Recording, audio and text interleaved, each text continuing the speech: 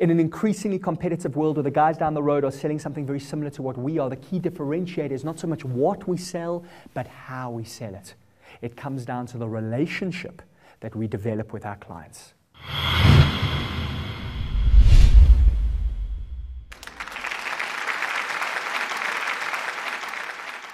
We're the fast food generation, right? It's all about get rich quick, get thin now, find the love of your life yesterday.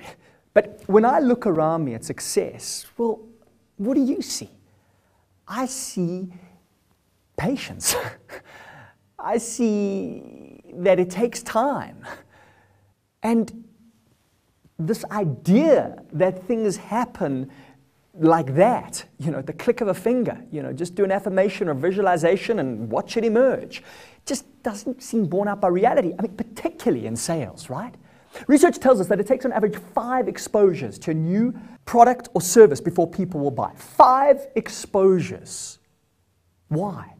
Why? Because we've all got a bit of the stranger syndrome. We're inherently skeptical of new things. And that's probably healthy, because if you were prepared to allow any new person, product, or service into your life, well, if it's a person, for one thing, they could be dangerous. They could be an axe murderer. So you need to get comfortable. And the truth is, as a salesperson, you don't want them to buy instantly, because if they come to you instantly, well, they'll leave you instantly too. It's good that it takes time. It's good that it takes time. No, it's not easy, but if it's easy, somebody else would have already done it. The fact that it's a challenge means that if you're prepared to hang in there, you will be the one that gets the deal. So 5 exposures. What determines whether you'll go through to the 5th exposure? Because research tells us that most salespeople give up after the first. Once they've said no, they go, well, they don't like me, they don't like the product, and they never go back. Well, no doesn't mean forever. God's delays are not God's denials. A lot of sales research has been done on life insurance salespeople, because life insurance is a really tough sales industry to be in. I say life insurance is like New York. If you can make it there, you can make it anywhere. Think about it. You've got to convince somebody to sacrifice part of their salary every single month so that they can be rich when they have an accident and die. Insurance is a powerful product, but it is often a grudge purchase. So MetLife, one of the largest insurance companies in the US, had a problem shared by many of their competitors. They were losing half of their new recruits in the first year.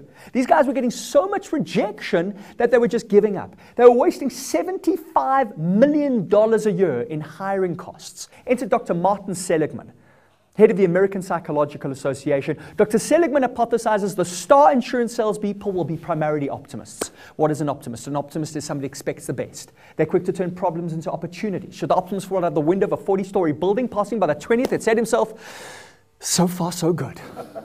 MetLife were a little skeptical, but they allowed Seligman to come in. Amazingly, he found that the most optimistic salespeople sold, get this, 50% more product than their pessimistic counterparts. 50% more product. Why? Why? Because they were simply staying engaged. They weren't giving up. As Jan Smuts said, most people are not defeated. They give up.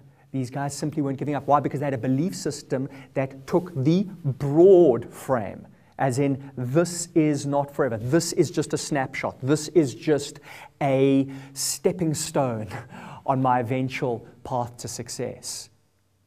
Anyone know who the world's greatest salesman of all time is? His name is Joe Girard. Joe Girard is still in the Guinness Book of Records for selling more used cars in a week than most people sold in a month. In his best day ever, he sold 18 cars retail one-on-one. This is in the 1960s in America when 2-car families weren't the norm. Well, what did he do? Well, he did a few things, but one of the things that he did is if you did business with Joe, from then on, as long as Joe was in business, you would get a birthday card. Not an SMS, a birthday card, handwritten birthday card from Joe every single year for as long as he was in business, whether you did business with him or not. But 5 years later, when you were looking for a new car, where were you likely to go? Joe. I mean, I thought about the guy who sold me a car 5 years ago. 5 years later, I can't even remember his name. And so, yes, we want to show up, but we also want to acknowledge, because that's what we all want, to feel important. Now you might say, yeah, but there are people who do that. Well, then do it differently. Send them the birthday card 1 week before their birthday and say, hey, I just wanted to be the first to wish you.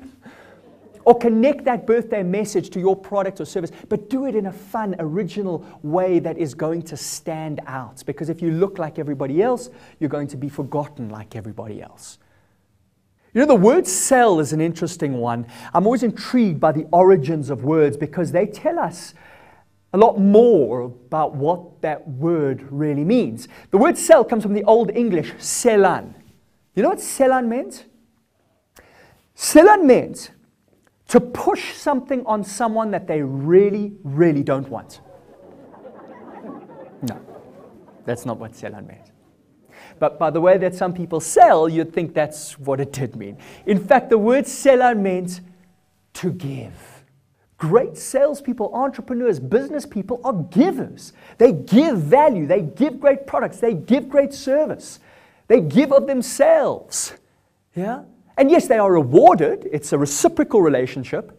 You see, here's the fundamental law of success, not just in sales, but in life.